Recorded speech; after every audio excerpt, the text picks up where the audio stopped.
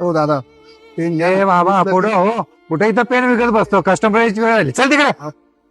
काय तरी आपलं विकत बसतो इकडे. हो दादा पेन घ्या ना, खूप चांगले पेन आहेत बघा ना. हो कसे कितीला आहे? दादा 80 रुपयाला पूर्ण पाकिट आहे. काय? अरे या स्टेशनरी मध्ये पण 80लाच भेटतंय. बरोबर सांग कितीला जाणार सांग. 50ला दे. हो दादा 50ला कसं होईल, मला 5-10 रुपये भेटतात फक्त ते, असं कसं बोलता तुम्ही. ठीक आहे नको मला, जा येतो मी स्टेशनर.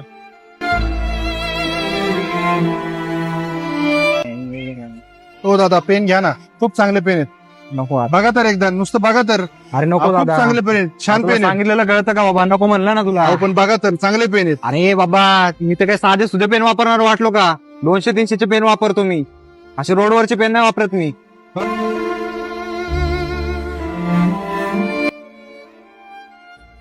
दादा इकडे रे एक मिनिट. दादा पेन घ्यायचं तुम्हाला, पेन घ्या ना, चांगले पेन आहेत, खूप चांगले पेन आहेत. पेन नाही घ्यायचं, मला तुला एक विचारायचंय. काय विचारायचं बोला ना.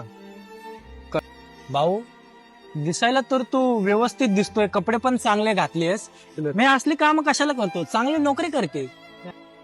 भाऊ मी शिकलेलो आहे, सिव्हिल इंजिनियर आहे, मला 70,000 रुपये पगार आहे. काय 70,000? म्हणजे पेन कशाला विकतोय तू? हे मी माझ्या वडिलांसाठी करतो. आयुष्यभर वडिलांनी मला रस्त्यावर पेनं विकून उच्च शिक्षित केलं, इंजिनियर बनवलं. आणि एके दिवशी रागामध्ये मी त्यांना म्हणलो, तुम्ही आमच्यासाठी केलंयच काय? त्यावेळेस आई मला म्हणाली, त्यांनी जे केलंय ना ते तू एक दिवस रस्त्यावर करून बघ, मग तुला कळेल की त्यांनी तुझ्यासाठी काय केलं.